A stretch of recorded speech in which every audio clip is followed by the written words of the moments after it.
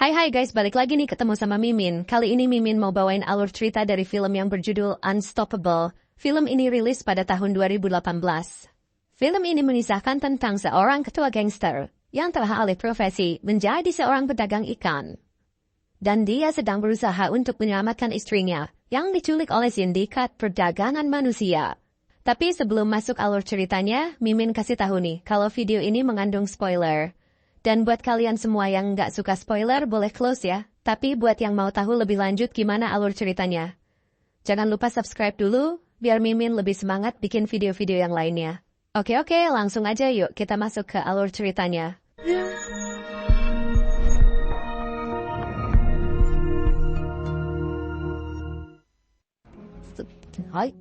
Di awal film, di sebuah tempat pasar ikan segar, terlihat ada dua orang pria yang sedang bekerja menurunkan bok ikan. Pria ini bernama Gong Churu dan sahabatnya yang bernama Chun Sik. Mereka berdua berprofesi sebagai penyuplai ikan, dan tampak mereka mengantarkan pesanan masing-masing ke pedagang di pasar tersebut. Kemudian terlihat ada keributan kecil yang disebabkan oleh sekelompok perwakilan serikat dagang yang meminta biaya perawatan wilayah pada seorang pedagang karena menunggak pembayarannya. Lalu Chun Sik yang melihat hal itu, dia mengeluh kepada Dong Chul karena para serikat pedagang tersebut juga belum membayar upah mereka. Tidak lama setelah itu, Dong Chul menerima panggilan telepon dari seorang pria. Lalu mereka pun bertemu. Pria itu bernama Ketua Par. Rupanya mereka ingin menawarkan investasi kepiting raja kepada Dong Chul.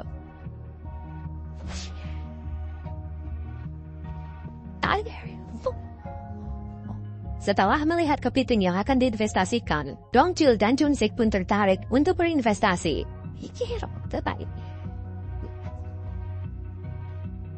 Di tempat lain, di sebuah restoran dan panti jompo, terlihat seorang wanita sedang berbincang dengan pria tua.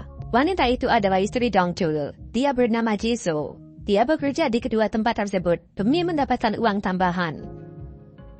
Karena terlalu sibuk dengan pekerjaannya, terlihat Jisoo baru sempat makan malam di dalam mobil. Pada saat itu, Dong Chul juga menceritakan tentang investasi kepiting raja kepada sang istri. Namun Jisoo memperingatkan kepada sang suami, karena mereka sudah beberapa kali ditipu dengan hal seperti ini.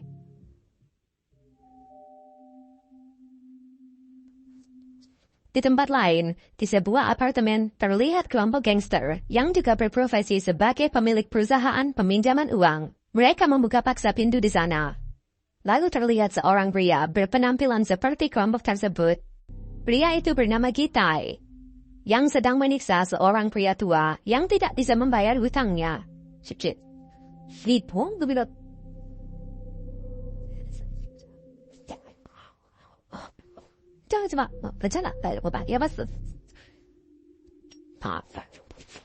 Bahkan pria tua itu akan dibunuh agar mereka bisa mendapatkan uang asuransi dari pinjaman lelaki tua tersebut. Tak lama setelah itu, anak gadis pria tua tersebut pun datang. Melihat kecantikan anak gadis pria tua tersebut, Gitai pun tertarik dan membawa gadis tersebut sebagai tebusan hutang pria tua itu.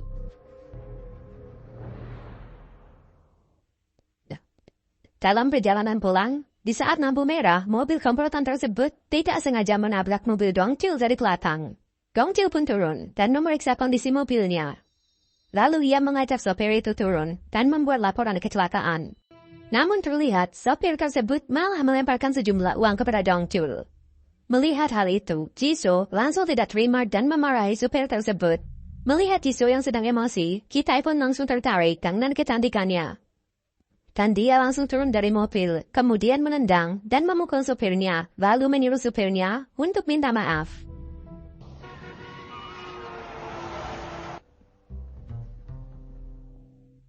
Keesokan harinya, Dong Chul mendatangi kantor serikat pedagang untuk meminta bayaran upahnya yang selama ini belum dibayar.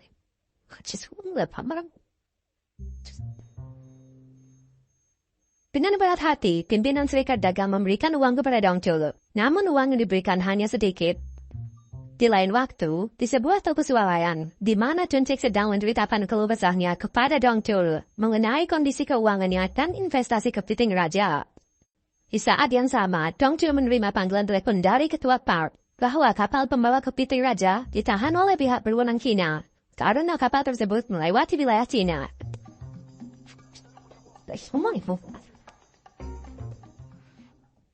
보증 문제가 안 되셨네요. Di lain tempat, Jisoo terlihat sedang berdiskusi dengan seorang pengacara. Jisoo membahas tentang permasalahan biaya sewa apartemen mereka. Lalu pengacara itu memberikan saran kepada Jisoo. Sementara itu, terlihat di seberang jalan anak buah Hitai sedang mengintai Jisoo.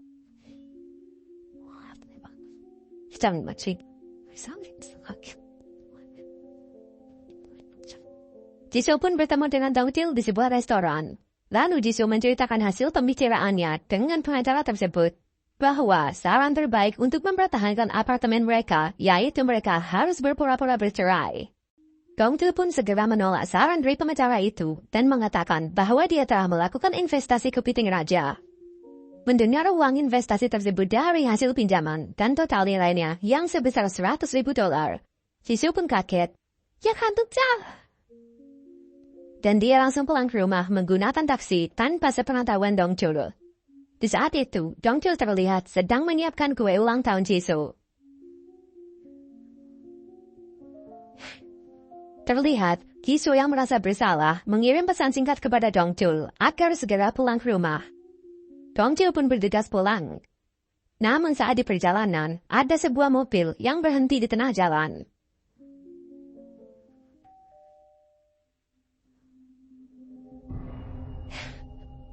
Ternyata itu adalah alibi dari Kitai untuk memperlambat perjalanan Dongtil pulang. Sementara itu, perampok Kitai yang lain masuk secara paksa ke dalam apartemen Jisoo.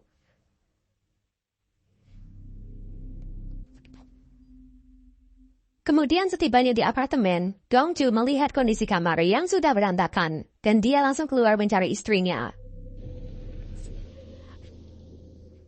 Keesokan harinya, terlihat Dongtil melapor ke kantor polisi, dan dia diperlihatkan hasil rekaman CCTV saat kejadian.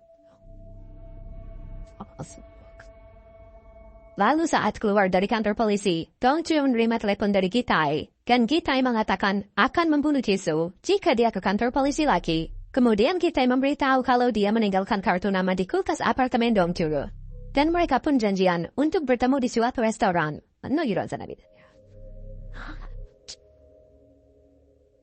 Setelah cukup lama menunggu, Dongtil menerima panggilan dari Kitai. Dia mengatakan untuk membeli istrinya dengan imbalan uang sebanyak 1 tas yang ada di hadapannya. Dan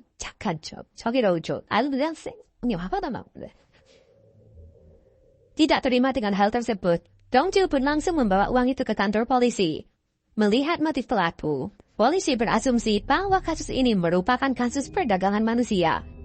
Lalu keesokan harinya, Dongtil kembali mendatangi kantor polisi untuk menanyakan perkembangan kasus istrinya. Namun dia mendapati respon yang biasa saja dari para polisi tersebut.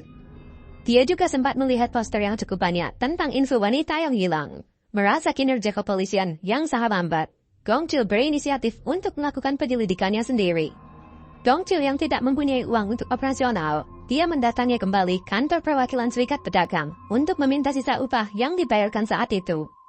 Namun Dongtil justru diusir oleh pimpinan di sana, sehingga terjadilah perkelahian di antara mereka.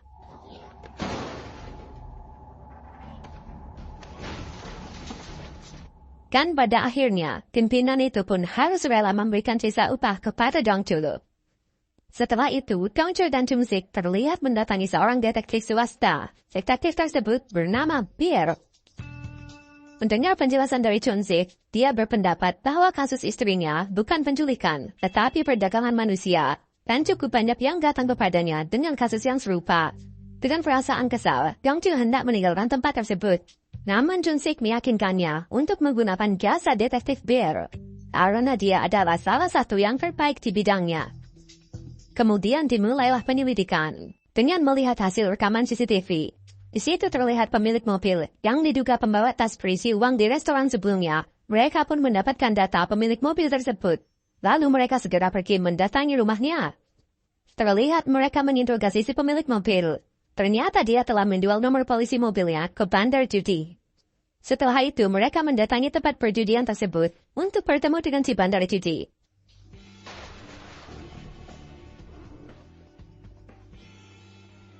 Namun di sana, si Pandarjide pun mencurigai Dongchul dan mereka berdua adalah seorang detektif. Lalu dia pun memanggil anak buahnya untuk mengepung Dongchul dan temannya. Sehingga terjadilah perkelahian di sana.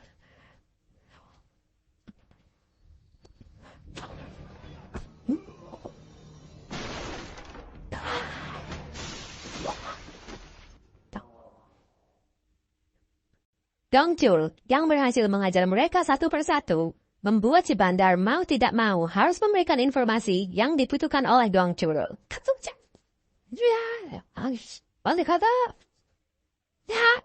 Malam harinya, Dongchul mengunjungi klub malam sesuai alamat kartu nama yang diberikan oleh si bandar. Namun ternyata kartu nama tersebut sudah lama dan sudah berganti pemilik usaha. Saat akan pulang, Dongchul melihat seorang pria menurunkan gadis-gadis cantik dari mobil. Setelah mereka masuk klub malam, dia mendatangi mobil tersebut. Dongchul teringat bahwa wajah pria itu mirip dengan wajah orang yang menghambat perjalanannya saat itu. Pria tersebut bernama Lin Jong. Saat berada di dalam mobil, Dongchul pun menghampirinya dan memintanya untuk turun. Namun Lin Jong malah kabur dari sana.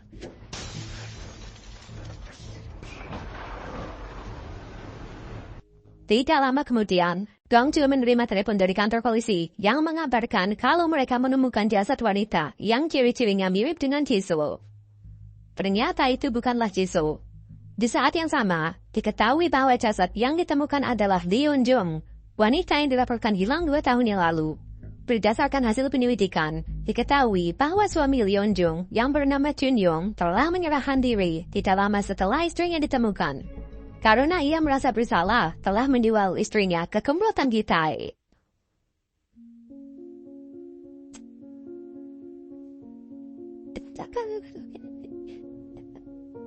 Setelah berbincang dengan Junyong, mereka diberi klip hasil investigasi Junyong agar mereka mendapatkan lebih banyak petunjuk dalam mencari Jisoo. Tidak lama setelah itu, Junyong melakukan aksi bunuh diri dengan melompat dari atas gedung. Kemudian terlihat Dongchul mengunjungi kantor pembiayaan setelah ia melihat kartu nama yang terdapat di klip Junyong.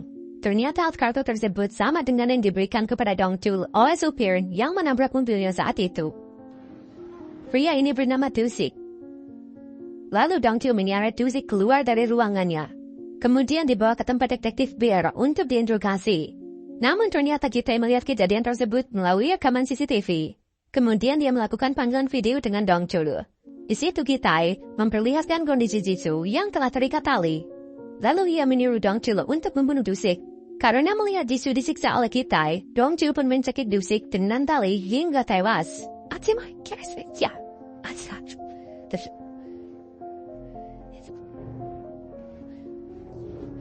Setelah melihat Dusik tewas, Gitai menyuruh Dongchul untuk mengembalikan uangnya jika ingin Jisoo dibebaskan. Setelah pembicaraan dengan Gitai berakhir, Dongchul menyadarkan Dusik yang ternyata hanya dibuat pingsan.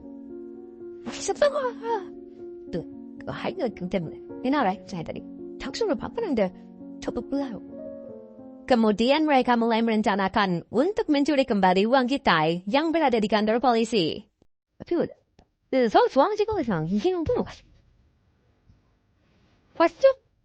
Saat sampai di kantor polisi, Pierre dan Junsi menyamar menjadi seorang jaksa mendatangi kantor polisi.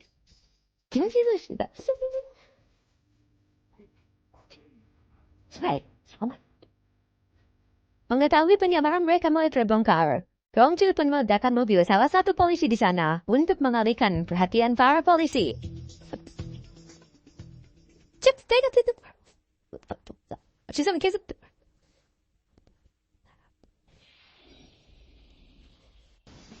Dan mereka pun berhasil kabur membawa uang tersebut.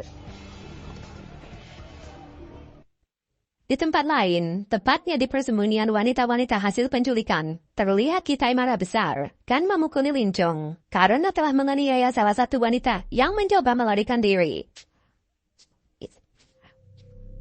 Tidak lama kemudian, Gitai menerima kabar dari Dongchul bahwa mereka berhasil mendapatkan kembali uang tersebut.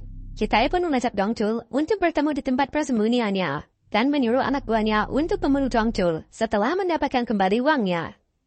Di sisi lain, Dongchul juga mengabari polisi mengenai lokasi pertemuan mereka.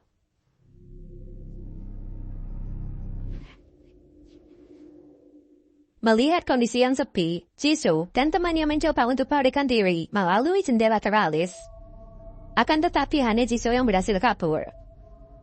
Lalu terlihat Jisoo langsung menghadang taksi yang melintasi daerah tersebut dan meminta segera mengantarkan dia ke kantor polisi. Ketika hampir sampai, malah terjadi kemacetan, sehingga Jisoo berinisiatif untuk keluar dari taksi dan berlari menuju kantor polisi.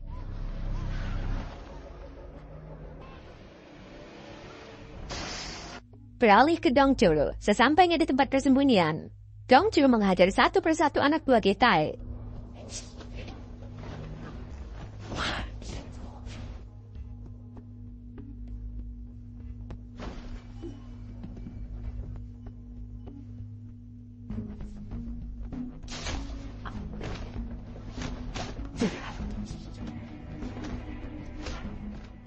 Sementara itu, Pierre dan Junsik membebaskan tahanan wanita yang akan dipindahkan ke tempat persembunyian lain. Polisi yang sudah sampai di tempat kejadian, mereka pun menangkap para penculik tersebut. Kemudian Dongchul pergi mencari istrinya yang diduga melarikan diri setelah dia melihat jendela teralis yang sudah dipenggokkan.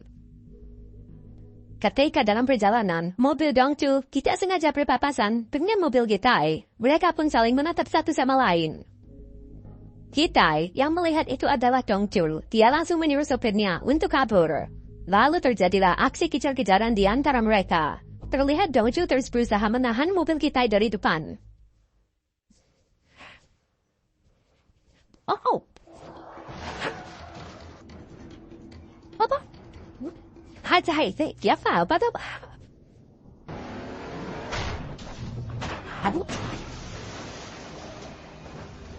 Hingga akhirnya, mobil mereka pun bertabrakan dan membuat mobil Dongchul terguling. Dengan perasaan marah dan kesal, terlihat Gitai langsung mengambil kapak dan menghampiri mobil Dongchul. Namun Gitai malah ditarik ke dalam mobil, dan Dongchul memukulinya berkali-kali hingga ia terlempar keluar.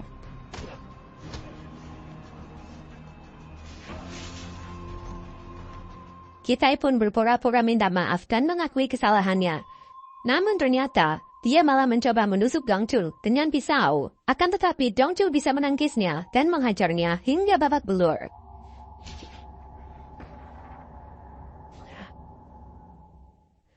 Setelah itu, Dongchul menuju mobil Gitai, lalu dia menyadarkan istrinya yang tengah pingsan. Tidak lama kemudian, mobil ambulan dan polisi pun datang. Kasus ini pun diliput oleh media setempat dan memberitakannya melalui media elektronik. Di situ juga, berita memperlihatkan bahwa kapal yang membawa kepiting raja telah dibebaskan oleh pihak berwenang China. Di akhir cerita, terlihat Dongchul serta Jisoo mengunjungi restoran kepiting raja milik sahabatnya Junsik dan Pierre. Kemudian Dongchul merayakan hari ulang tahun Jisoo dengan menyantap hidangan kepiting raja.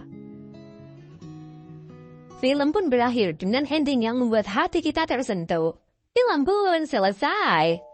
Oke guys, terima kasih telah menyaksikan video ini. Kalau kalian semua suka sama videonya, jangan lupa klik tombol like ya. Dan nantikan selalu video-video selanjutnya dari channel ini. Sampai jumpa.